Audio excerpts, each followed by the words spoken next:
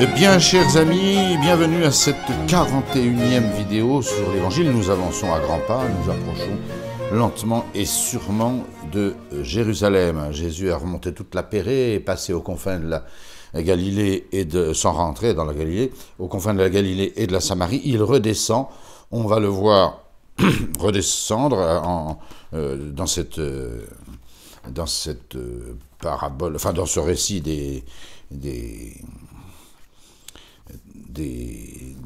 cette guérison des lépreux. Et Jésus raconta à ce moment-là la parabole du juge et de la veuve que nous avons vue la fois dernière. Nous avons deux morceaux de choix aujourd'hui, la parabole du pharisien et du publicain, et puis le long sermon de Jésus sur l'indissolubilité du mariage, ce qui est évidemment d'une importance considérable, vous vous en doutez. Jésus essaye de corriger les défauts des pharisiens, mais il n'y arrivera pas.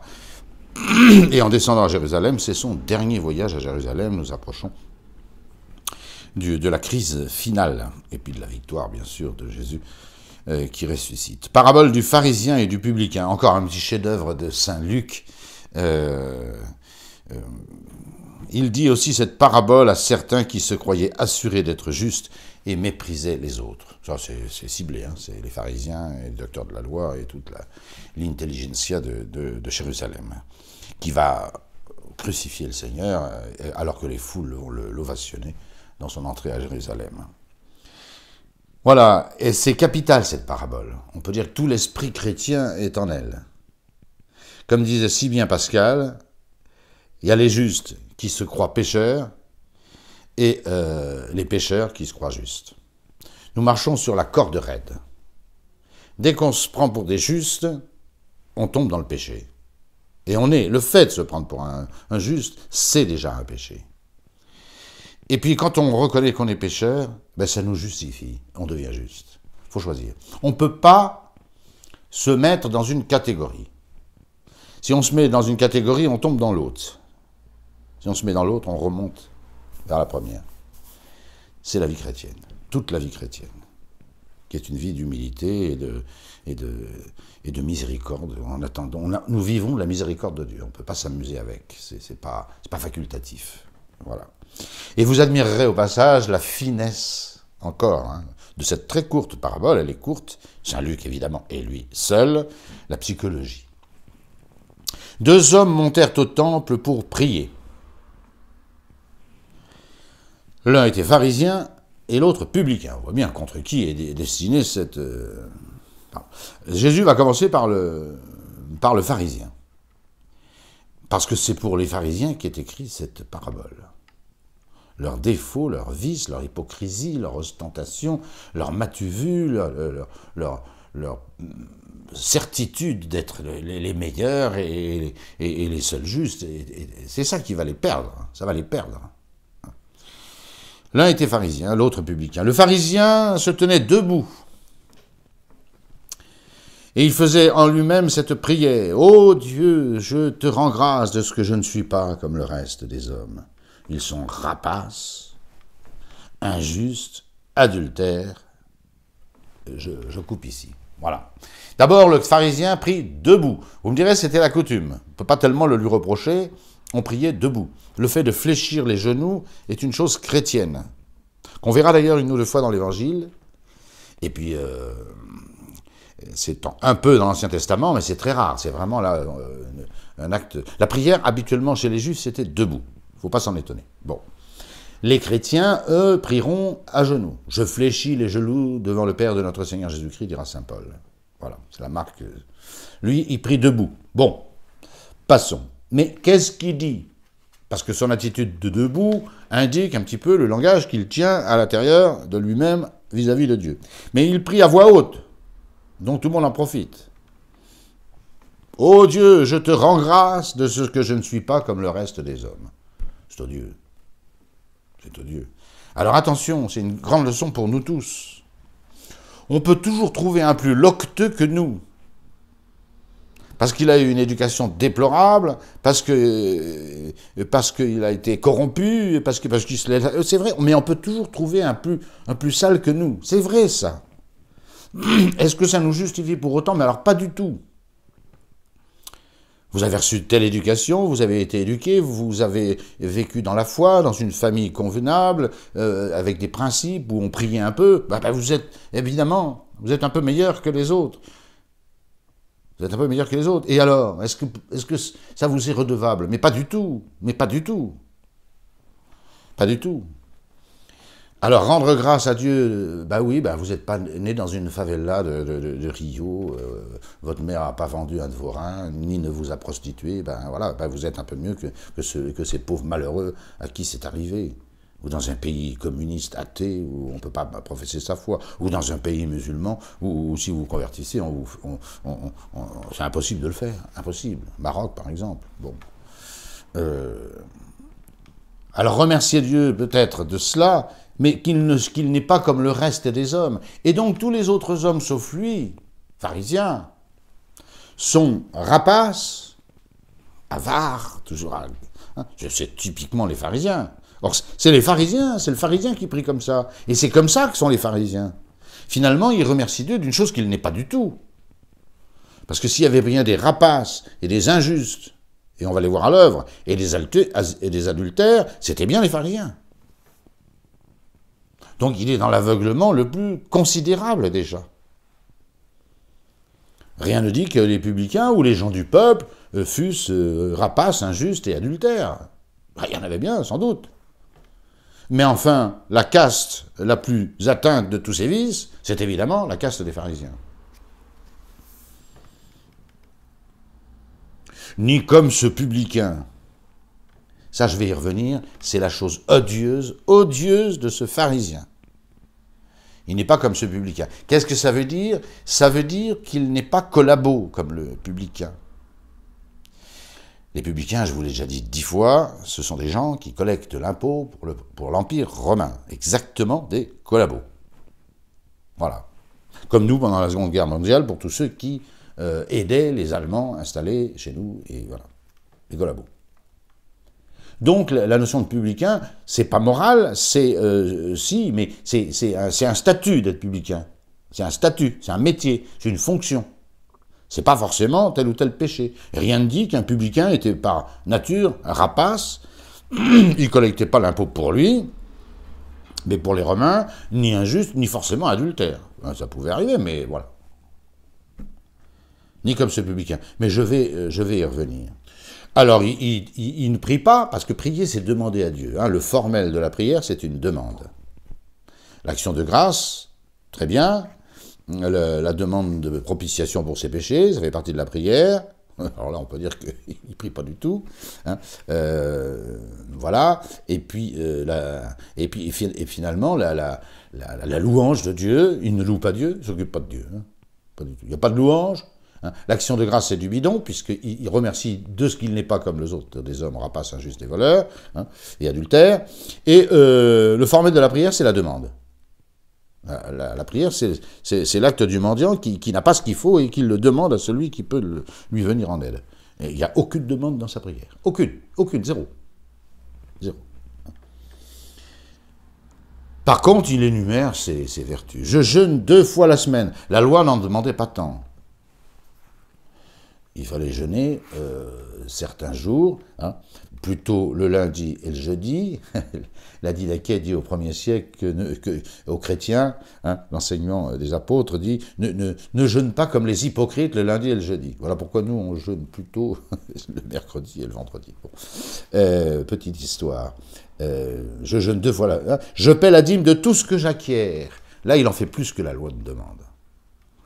La loi demandait à ce qu'on remette le 10e parti au culte de ses champs, uniquement, de ses champs. Mais pas de tout ce qu'on acquiert, de tout ce qu'on achète. Lui, il est déjà pour la TVA, le gars, là. Une TVA à 10%, sans doute, on a fait mieux depuis, mais il est déjà pour la TVA. Ce qui ne lui est absolument pas demandé. Nous, si on paye la TVA, c'est que le gouvernement nous l'impose. On s'en passerait bien, cette TVA qui augmente de 20% tout ce qu'on achète. Voilà. Je paye la dîme de tout ce que j'acquiers. J'en fais plus que la loi. Des fois que je vienne à manquer un seul iota de la loi, une catastrophe. Non, moi je paye de tout ce que j'acquiers. J'acquiers, vous avez. Hein, voilà. Le plus odieux de tout ça, c'est quoi? Je ne suis pas comme ce publicain. Qu'est-ce qu'il sait de ce publicain? Mais qu'est-ce qu'il sait? À part qu'il est publicain et que son métier consiste à lever les impôts. Bon, bah, qu'est-ce que vous voulez? Il n'a pas choisi. Hein. On ne choisit pas toujours son métier, et puis il a intérêt à le faire parce que sinon, ou s'il pique dans la caisse, il va avoir affaire aux Romains. Enfin, c'est très très grave. Hein. Bon, hein, il y a des percepteurs en France, dans nos pays, il y a des percepteurs. Bah, qu'est-ce que vous voulez? Ils ne sont pas forcément des bandits. C'est des personnages un peu désagréables, évidemment. Les gens qui collectent les impôts sont jamais bien vus. Voilà, comme tous ceux qui nous tirent nos taxes, nos pognons, tout ça.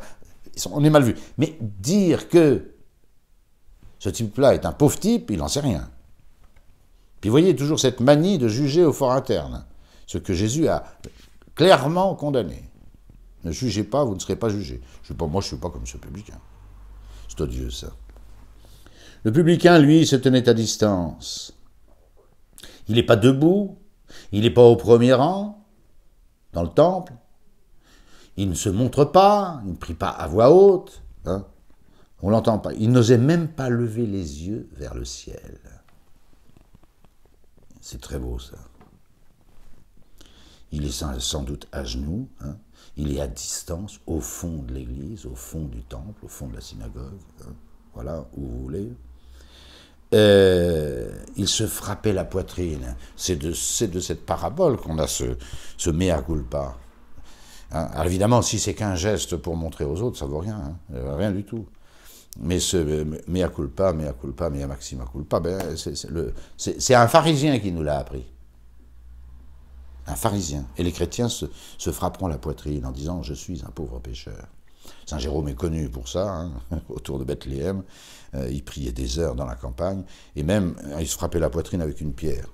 Voilà. Bon, il en a fait un peu trop d'ailleurs, il a dû arrêter, hein, parce que ça le rendait malade. Mais enfin, voilà l'esprit chrétien. Je fléchis les genoux devant le Père de notre Seigneur Jésus-Christ, hein, et on bat sa coulpe, on bat sa poitrine. Mais évidemment, ça doit correspondre. Voilà. Et lui, ça correspond bien. Il n'osait pas même lever les yeux par le ciel. Et qu'est-ce qu'il disait, hein? Oh Dieu, ça c'est Jésus qui le rapporte, parce que lui il prie à voix basse, hein, il ne va pas faire sa publicité comme l'autre. Hein. Mon Dieu, pardonnez aux pécheurs que je suis. Je ne répète pas ce que j'ai dit, des pécheurs qui se croient justes et des justes qui se croient pécheurs. On est en plein dans le mille. C'est Pascal qui a raison. Morale de l'histoire, je vous le dis, celui-ci, le publicain, descendit dans sa maison justifié. Il était peut-être pécheur en rentrant, mais en sortant, il est devenu juste. Et Dieu lui a fait grâce, et Dieu lui a fait miséricorde. C'est la seule attitude possible avec Dieu. Hein? Si iniquitates observaveris, dit le De Profundis, qui sustinebit. Seigneur, si vous observez toutes les iniquités, mais qui va subsister devant vous? Alors, De Profundis clamaviat te domini. De ma profondeur, hein, de ma bassesse, j'ai crié vers vous, Seigneur. Ça, c'est l'attitude chrétienne.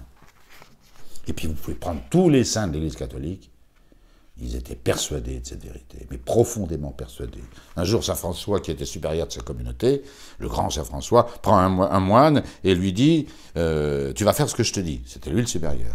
Saint François s'allonge, et il demande à son moine de mettre son pied sur sa poitrine, d'écraser sa poitrine, en lui disant, et répète cette phrase, « François, tu n'es qu'un misérable pécheur ». Alors le petit moine hésite longtemps à s'exécuter, mais finalement, puisque c'est un ordre d'un supérieur, et il est religieux, il finit, Saint François s'allonge, il lui met son pied sur la voiture, il appuie un peu fort, et il lui dit, « François, tu n'es qu'un misérable pécheur ». Et François était là.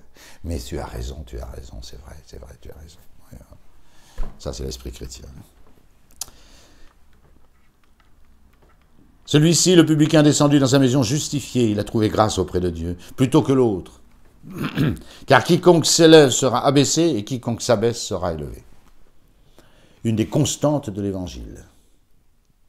J'ai déjà cité le Magnificat, je crois, dans une vidéo précédente. Voilà, exaltavitum meles. Dieu exalte les humbles. Et il résiste aux orgueilleux, dit saint Pierre dans sa première épître. Si vous voulez faire le bras de fer avec Dieu, il va gagner. Hein, ça, c'est sûr. Il n'y a qu'un moyen. Hein. Apprenez ceci, dit Jésus dans un moment du sermon sur la montagne. Je veux la miséricorde et non le sacrifice. Je veux la miséricorde et non le sacrifice. Jésus approche de Jérusalem et les pharisiens ne savent pas comment le stopper. Ils aimeraient bien le stopper avant de le stopper physiquement. Ils aimeraient bien le stopper moralement, dogmatiquement, doctrinalement. Voilà. Alors, il va y avoir une longue altercation. Il y en aura une autre avec les Sadducéens. Mais ça, c'est autre chose, c'est plus tard. Là, c'est avec les pharisiens. Et c'est public. Il y a deux scènes ici. Il faut bien voir où c'est public. Et à la fin, c'est dans une maison avec les seuls disciples et apôtres. Là, c'est une altercation publique. Publique.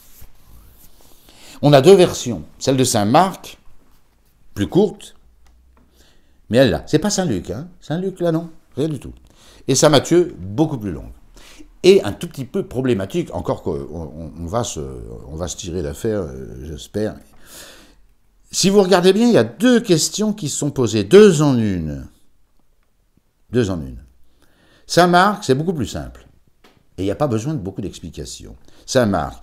Et les pharisiens s'étant approchés lui demandaient, pour le mettre à l'épreuve, s'il est permis à un homme de répudier sa femme. Point. Est-ce qu'on peut répudier sa femme? C'est tout.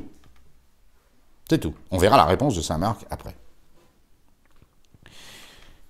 Question chez saint Matthieu. Les pharisiens s'approchèrent de lui pour le mettre à l'épreuve. D'abord, c'est déjà une épreuve. Bon. Dans les deux cas. Et ils lui dirent, dis-nous s'il est permis de répudier sa femme pour n'importe quelle raison, pour quelque motif que ce soit. C'est pas tout à fait la même question. Si on ne comprend pas ça, on va avoir du mal à comprendre la suite de ce récit. Alors, pourquoi cette question? Et en particulier, pourquoi cette question?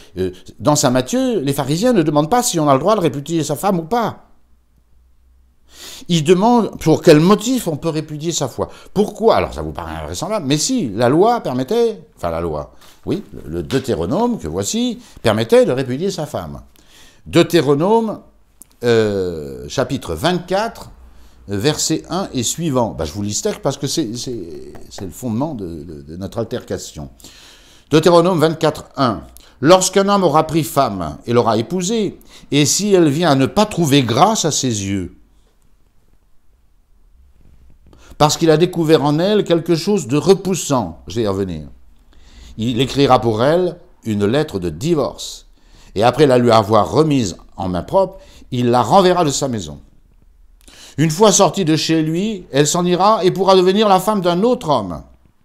Mais si ce dernier, ça c'est moins important, mais si ce dernier mari la prend en aversion, à son tour, et écrit pour elle une lettre de divorce, et que la lui ayant remise en main, il la renvoie de sa maison, ou bien si ce dernier mari qui l'a pris pour femme vient à mourir, alors le premier mari qui l'a renvoyé ne pourra pas la reprendre pour femme, après qu'elle a été souillée, car c'est une abomination aux yeux de Yahvé. Voilà. Donc il est clair que la loi de Moïse, en ce chapitre 24, autorisait à renvoyer sa femme, en lui signant un billet. Ce billet lui permettait de se remarier, comme il est indiqué dans Deutéronome 24. C'était la preuve que son mari n'en voulait plus. Et charge à ce mari qui l'a renvoyé de ne jamais plus revenir avec cette femme, ou de la reprendre pour femme, c'est une abomination aux yeux de Yahvé. Mais en montrant à un autre homme, qui ne soit pas lui-même marié, bien sûr, ce billet de répudiation, ce deuxième homme pouvait la reprendre. Alors, que fait Jésus pour répondre à ces deux questions? La première, saint Marc, est-ce qu'on peut répudier sa femme? Et la question de saint Matthieu, dans saint Matthieu, pour quel motif peut-on répudier sa femme? Jésus va être absolument grandiose. Parce qu'il s'agit toujours de le mettre en contradiction avec la loi. Or la loi, je viens de vous la lire, vous l'avez lu, c'était possible. Que répond Jésus? Alors, Jésus s'inquiert, en Saint Marc, Jésus s'inquiert de ce que dit Moïse. Que vous a commandé Moïse, dit Jésus.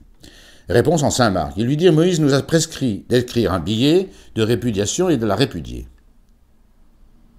Voilà. Donc, Moïse a permis de répudier sa femme en lui signant un libelle. On verra les motifs tout à l'heure chez saint Matthieu. Réponse de Jésus. Il va repartir, lui, non pas de Moïse, mais de la Genèse. Et c'est là où il faut comprendre absolument ce texte. Il y avait dans le Pentateuque des choses qui n'étaient pas de Dieu. C'est clair. C'est pas parce que quelque chose est écrit dans le Pentateuque, les 5 premiers livres de la Sainte Écriture, que c'est une consigne de Dieu. C'est faux. On a déjà vu Jésus plier le sabbat. Et on peut dire qu'il le raye de la carte. En tous les cas, les prescriptions du sabbat, Jésus les règle, les enlève. Ça ne vient pas de Dieu. Ça vient peut-être de Moïse, mais ça ne vient pas de Dieu. Tout ce qui vient de Moïse ne vient pas forcément de Dieu. Il y a le code l'organisation d'Israël et les lois du culte ont disparu, elles venaient peut-être de Dieu, mais en tous les cas, elles ont disparu.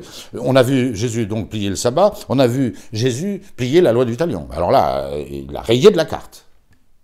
Et on peut citer ce troisième exemple, le libelle de répudiation, Deutéronome 24, Jésus va le dégager. Et comment donc, ça ne vient pas directement de Dieu, ça vient de Moïse. Comme beaucoup d'autres prescriptions du Pentateuque. Et Jésus va donc repartir de la Genèse, c'est-à-dire vraiment de Dieu. Magnifique ça. Or Jésus leur dit, à propos de la loi, c'est à cause de la dureté de votre cœur Moïse, vous a écrit cette règle. C'est Moïse qui a écrit cette règle. C'est ce que dit Jésus, c'est pas Dieu. C'est Moïse. Et Moïse, il a fait ce qu'il a pu, à cause de la dureté du cœur des Juifs qui ne pouvaient pas se contenter d'une femme. C'est tout simple.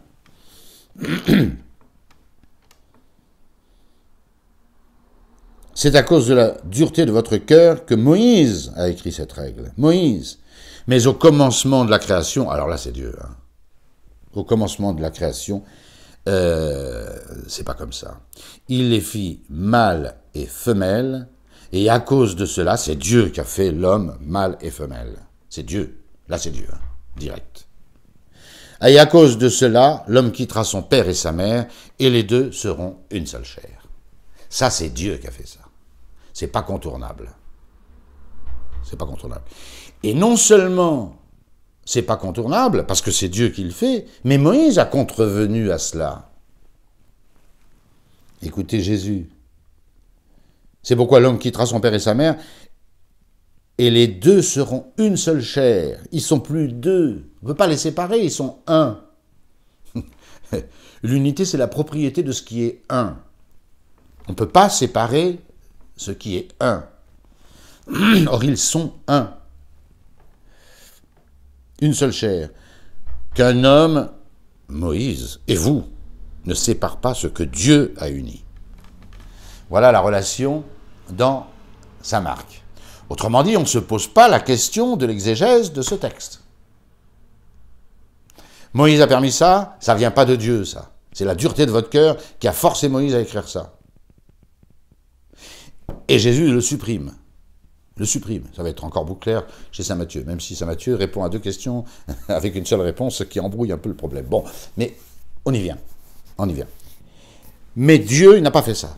Autrement dit, le commandement de Deutéronome 24, c'est un commandement de Moïse, ça n'est pas un commandement de Dieu. Et c'est même un commandement de Moïse, j'allais dire, à son corps défendant, sachant très bien, et Moïse le savait certainement, hein, que ce n'était pas comme ça au début dans la création. Voilà la version de saint Marc. Très courte, comme saint Marc, et tout est clair. Maintenant, souvenez-vous de la deuxième question, celle qui est posée à Jésus, mais selon la version de saint Matthieu. Et là, il y a une petite confusion. Les pharisiens s'approchèrent de lui, de Jésus, pour le mettre à l'épreuve et lui dire « Dis-nous s'il est permis de répudier sa femme pour quelque motif que ce soit, pour n'importe quelle raison. » C'est ça la question. C'est pas le fait de répudier sa femme ou pas. Les pharisiens savaient qu'on pouvait répudier sa femme d'après le texte de Moïse.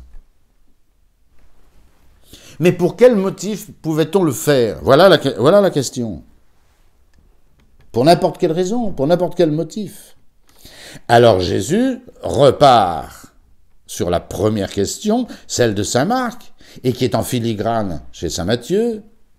N'avez-vous pas lu dans l'Écriture que celui qui a tout fait depuis le commencement les a fait mâles et femelles, et il a dit, c'est Dieu qui parle. Donc là, Jésus supprime toute possibilité de divorce. À cause de cela, l'homme quittera son père et sa mère, il s'attachera à sa femme, et les deux seront une seule chair. De sorte qu'ils ne sont plus deux. Ils sont plus deux, ils sont un. Une seule chair.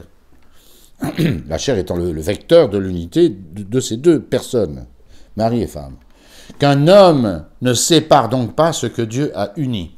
Donc Jésus ne répond pas tout à fait à la question posée dans l'évangile de saint Matthieu. La question c'était pour quel motif on peut faire ça. Évidemment que les Juifs admettaient la répudiation. Encore que même, de fait, c'est comme la lapidation des femmes adultères, il y a longtemps que c'était abandonné. Mais c'est dans la loi de Moïse. Ah oui, ben dans la loi de Moïse, il y a des trucs de Moïse. Et puis rien que de Moïse. Et que de Moïse. Et à cause de la dureté du cœur. Alors, réponse des pharisiens, ils lui dirent, mais pourquoi donc Moïse a-t-il prescrit de donner un billet de répudiation et de répudier? Comment Moïse a permis ça? Pourquoi vous n'êtes pas d'accord, là, Jésus de Nazareth?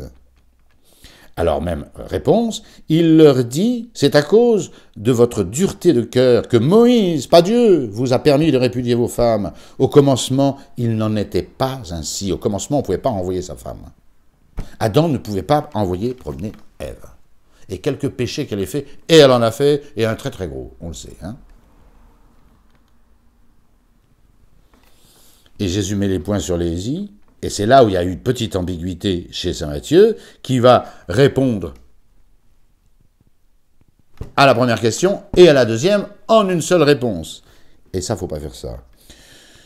Or, je vous le dis, c'est Jésus qui poursuit, que celui qui répudie sa femme, si ce n'est pour mauvaise conduite. Là, il répond à la deuxième question. Parce que Jésus cite, c'est pas Jésus qui avance ça. La mauvaise conduite, elle y est là. Puis c'est très euphémique, la mauvaise conduite. Mais Matthieu fait dire à Jésus, qu'il l'a dit certainement, or je vous le dis que celui qui répudie sa femme, si ce n'est pour mauvaise conduite, je mets cette phrase entre parenthèses, et qui en épouse une autre femme, commet un adultère. C'est pas le fait de la renvoyer, en quoi consiste l'adultère, c'est dans le fait d'en prendre une autre. Donc, si en prenant une autre femme, il devient adultère, c'est évidemment que sa première femme est toujours sa vraie femme. Ça, c'est imparable. C'est imparable. Alors, vous me direz, mais pourquoi Jésus ajoute-t-il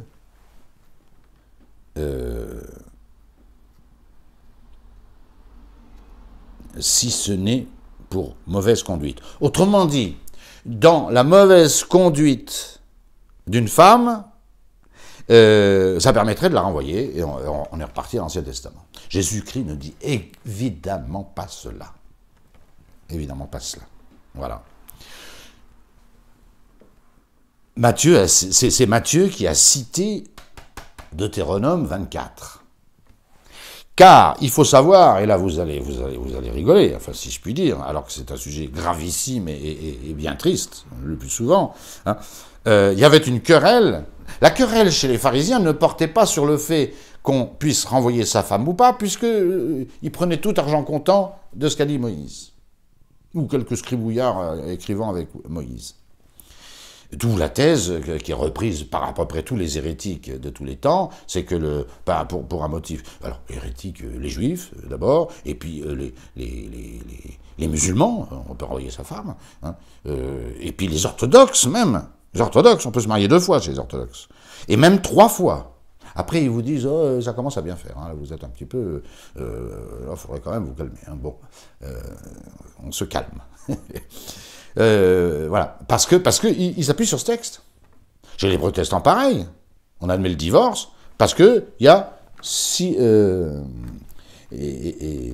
n'est pour mauvaise conduite. Alors, la discussion qu'il y avait chez les pharisiens, et les plus éminents docteurs parmi les pharisiens, ben, c'était quel était ce motif qui permettait de renvoyer sa femme, sachant que de toute manière, c'était possible de renvoyer sa femme. Vous avez compris. Vous avez compris. Shammai, le plus rigoriste des docteurs juifs, disait quand même qu'il suivait Deutéronome au pied de la lettre. Cette femme a un comportement indécent.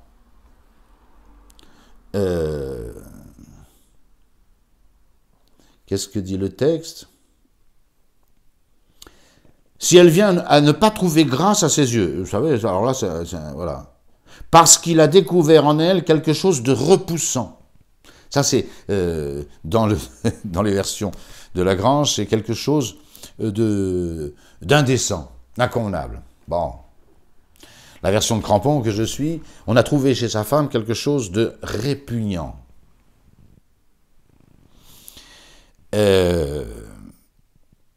Je continue les docteurs. Ça, c'est Shammai. Et c'est le plus rigoriste. Trouver quelque chose d'indécent dans sa femme, est-ce que ça suffirait pour la renvoyer? Et Shammai hésite un peu. Alors, c'est pour ça qu'on traduit par répugnant. Qu'est-ce que c'est que ce truc? Mais alors, le grand Hillel, le motif qui permet... c'est une faute de ménage. Hein. Elle a fait brûler un plat. Elle a mis le feu au repas d'aujourd'hui, enfin, c'est tout grillé, c'est tout carbonisé. Et écoutez, un autre docteur juif, Akiba, hein, il admet qu'on puisse, sur la base de Deutéronome 24, qu'on puisse renvoyer sa femme pour en épouser une plus jolie. Alors là, on peut dire que le mariage s'écroule purement et simplement. Alors là, Matthieu a copié-collé hein, le Deutéronome. Alors, qu'est-ce que veut dire Jésus? Parce qu'il met quand même ses paroles sur les lèvres de Jésus-Christ, notre Seigneur. On ne peut pas renvoyer sa femme puisqu'ils ne sont plus qu'un, et ça c'est Dieu qui l'a fait depuis le créateur. On ne peut pas toucher à ça. À telle enseigne que même si vous avez renvoyé votre femme en bonne et due forme, si vous en épousez une autre, vous êtes adultère. Ça veut bien dire que le lien demeure intact, quelles que soient les frasques de cette femme, qu'elle soit simplement indécente, voire répugnante, ou même qu'elle ait fait brûler un plat, et même si vous en avez croisé une plus jolie. Ne vous déplaise, messieurs les pharisiens. Non, mais... Voilà. L'Église a toujours compris ce texte dans la séparation de corps. On n'est pas tenu de garder une épouse qui a commis l'adultère, qui a forniqué. Dans les deux sens d'ailleurs, hein, parce que vous avez bien remarqué que pour Jésus, hein, l'alliance homme-femme est parfaitement réciproque, hein, et il n'y a aucun droit d'un côté qui ne soit de l'autre. Hommes et femmes sont strictement à égalité pour le droit conjugal. Saint Paul, dans la première aux Corinthiens, ne fera aucune différence. Le corps de la femme ne lui appartient pas, il appartient à son mari. Le corps du mari ne lui appartient pas, il appartient à sa femme. C'est totalement réciproque, pour ce qui est du droit conjugal. Alors, on ne peut pas demander à un mari ou à une femme de garder chez lui un conjoint adultère. Ça, non. C'est trop demander à un homme. Et voilà pourquoi Saint Matthieu a un peu mélangé les deux, hein. D'un air de dire, est-ce qu'il n'est pas dit du tout qu'en cas d'adultère, porneia en grec, fornication, dans le sermon sur la montagne, on a le même texte, Matthieu 19, 9, celui qui répudie sa femme, si ce n'est pour mauvaise conduite, c'est-à-dire pour fornication ou adultère, hein, et en épouse une autre, commet l'adultère. Je vous ai déjà dit que c'est le fait d'épouser une autre qui fait l'adultère. Mais ça veut dire que si on peut la renvoyer pour mauvaise conduite, grave, hein. Pas un plat à brûler, ni parce que la voisine est plus jolie. Mais en cas de fornication, pornéia, on peut se séparer de sa femme. Est-ce dire qu'on peut en épouser une autre? Mais certainement non, vu que, s'il le fait, Jésus dit qu'il est adultère. Ce texte est donc très clair. Malheureusement, dans sa précipitation, Saint Matthieu, qui a entendu ces paroles, Saint Pierre passe. Saint Pierre, c'est très clair. Est-ce qu'on peut renvoyer sa femme? Non, parce qu'au commencement, c'était pas comme ça. Mais alors, il y a Deutéronome, je ne vais pas reprendre tout le raisonnement. Ça, c'est la scène publique, et elle s'arrête là. Et alors les apôtres, là, tout, ça fait un bug dans leur tête, dans leur cerveau. Ils rentrent dans une maison, Saint-Marc, à la maison. Hein. Quelle maison, j'en sais rien. On est encore en train de cheminer Samarie et Judée. Bon. Et les disciples vont questionner Jésus. Qu'est-ce que c'est que ce travail? À la maison, Saint-Marc, les disciples l'interrogeaient de nouveau. Ils reviennent. Qu'est-ce que vous avez dit, hein? Et il leur dit, sur ce point, qu'est-ce que vous avez... Il interrogeait de nouveau sur ce point. Là, c'est quand même... Il leur dit, celui qui répudie sa femme et en épouse une autre, commet un adultère à l'égard de sa vraie femme. C'est clair. Il a une vraie femme, donc il ne peut pas en prendre une autre. Sinon, on est polygame. Et c'est parfaitement réciproque. Et si une femme répudie son mari et en épouse un autre, elle commet, elle aussi, l'adultère. Là, droit conjugal, totale réciprocité. Dans l'Ancien Testament, aucune femme ne pouvait signer un libelle de répudiation à son mari. Voilà, impensable, impensable. Dans le Nouveau Testament, plus personne n'a le droit de faire ça, de donner un libelle de répudiation. Et s'il prend une autre femme, eh bien, il commet l'adultère. Et c'est parfaitement réciproque. Et il commet l'adultère, pourquoi? Parce que sa première femme est toujours la sienne. Voilà. Est-ce dire qu'il ne peut pas la renvoyer, pas rompre le lien? Faites la différence entre le lien conjugal, qui lui est indestructible, surtout sacramentel, hein. On ne parle pas encore du sacrement, là. Hein. On parle Après, il y aura le sacrement de mariage, qui rend le mariage encore bien plus indissoluble que selon ces textes. Voilà. Et si un mari prend une femme, ou si une femme mariée prend un mari, ils commettent l'un et l'autre l'adultère. Alors, réflexion de Matthieu, qui a quand même bien compris la pensée de Jésus. Hein? Les disciples lui disent, dit saint Matthieu, si telle est la condition de l'homme, hein, avec sa femme, mieux vaut ne pas se marier. Si tu as une chipie à domicile, il faut se la trimballer jusqu'au bout. Enfin, Jésus ne demande pas ça. Hein. Si on a vraiment une chipie qui fait des choses gravissimes, je parle de pornéia, de fornication, de tromperie, etc.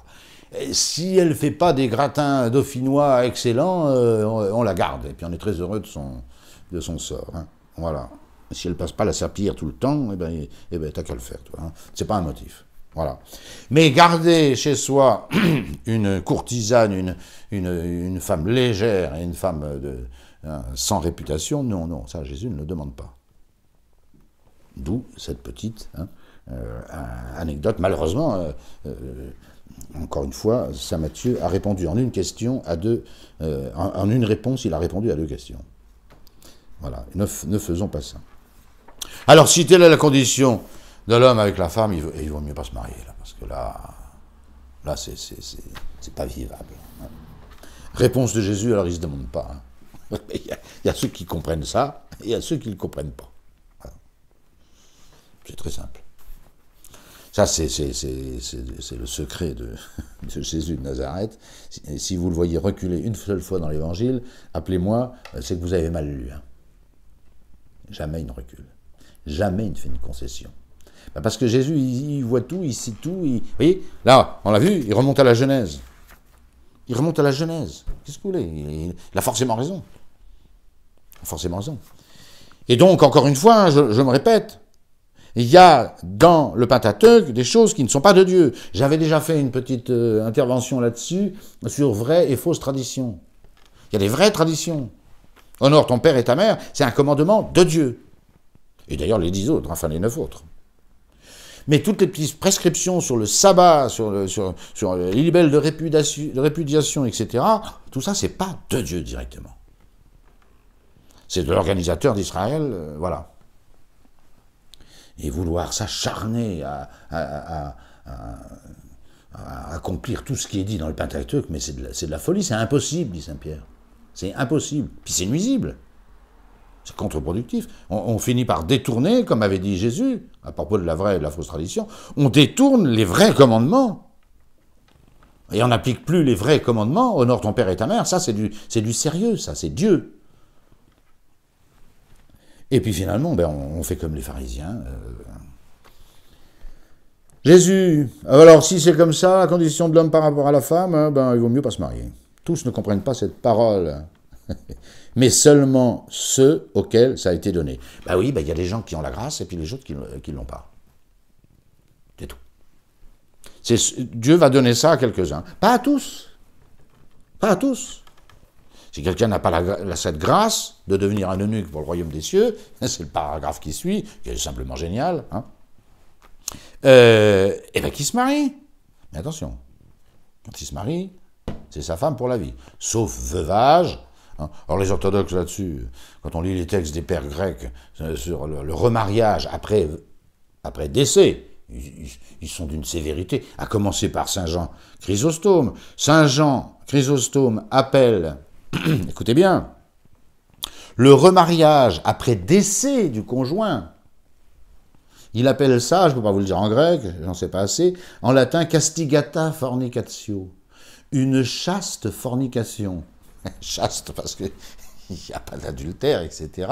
Mais il appelle ça une fornication, se remarier après veuvage. Alors quand on voit hein, que les orthodoxes marient 2 fois, voire 3 fois, enfin une triple union, ils marient 2 fois, mais ça fait 3, oui, enfin 3 unions, pardon, 3 mariages, oui, eh bien, ils sont loin de leurs ancêtres sur les sièges épiscopaux qu'ils occupent, hein, c'est moins qu'on puisse dire. Donc c'est une question de grâce. Jésus ne recule pas. Est-ce qu'il vaut mieux ne pas se marier? Ben, il dit oui, puisque pour ceux qui ont reçu la grâce, oui, c'est mieux. Ben, c'est mieux. Ah ben c'est mieux. Saint Paul dira la même chose. Je voudrais que vous fussiez tous comme moi, libres à l'égard de la femme. C'est clair. Mais seulement, attention, il ne s'agit pas d'imposer ça à qui que ce soit. Hein, parce que ça n'est valable que pour ceux à qui ça a été donné d'en haut par grâce. Toute cette réflexion, hein, les 3 sœurs d'eunuques. Bon, vous savez tous ce que c'est qu'un eunuque. C'était les gardiens de... C'est odieux, mais enfin, c'était les gardiens des orientaux, des harems orientaux. Bon, alors, on prétendait que pour garder des jolies femmes pour le roi, le seigneur, je ne sais pas qui, c'est odieux, hein. Il valait mieux des gens qui n'aient pas de tentation. Alors ils étaient châtrés. Voilà. Comme Abélard, pour Héloïse, pour qui fut châtié puis moine, Pierre Abélard à Saint-Denis. Vous connaissez le poème de Villon. Voilà. On pensait que ça leur évitait toute tentation. Bon. Il y en a un qui a essayé ça d'ailleurs, vous le savez, c'est des histoires connues dans les milieux ecclésiastiques, c'est Origène. Il avait pris ce texte, il est des eunuques qui se sont fait eunuques eux-mêmes pour le royaume des cieux, ce coco d'Origène, qui est un génie de l'exégèse, hein. Faut pas... Bon, il a 2 thèses complètement loufoques, celle-là, là, bon, comme si l'évangile demandait à ce qu'on se castre. Non mais... Et puis celle dont j'ai parlé la semaine dernière, l'apocatastase, le grand bisounours final, l'enfer est fini, tout le monde au ciel, paradis, théologie de Paul Naref. Bon. Mais à part ça, Origène est un géant.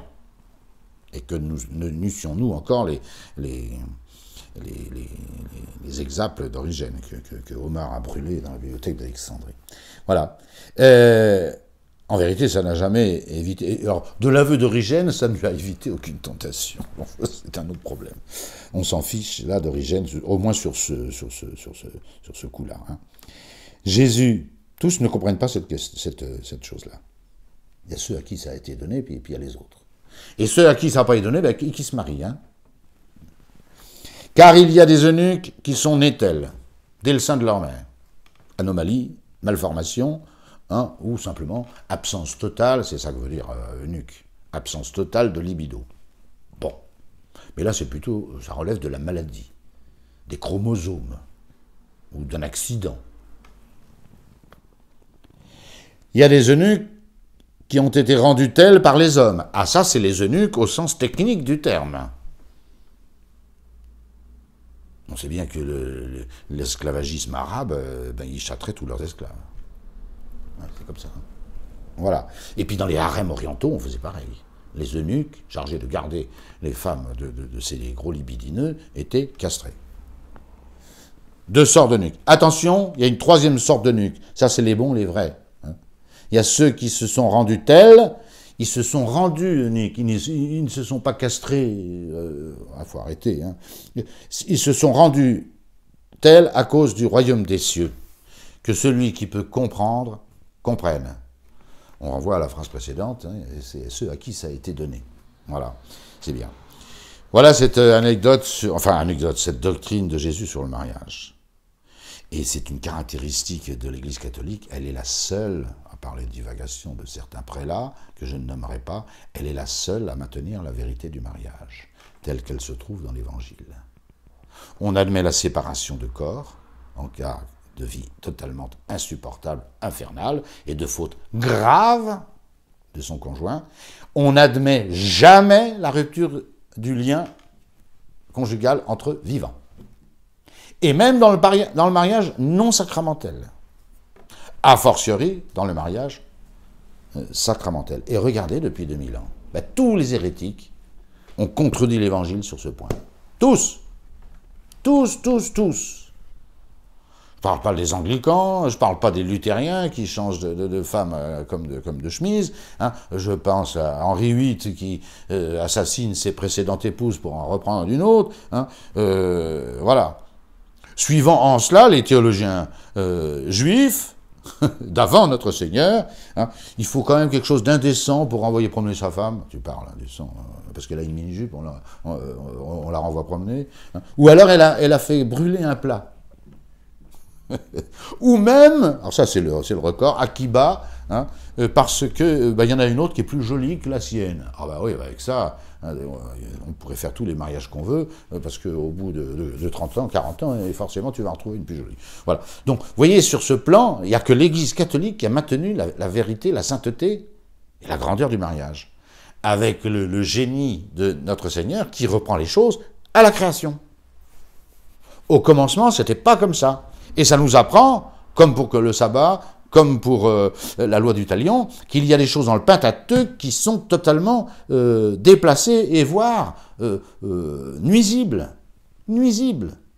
C'est nuisible cet article. Comme est nuisible la pratique du sabbat, avec les 3 pas, le machin, etc.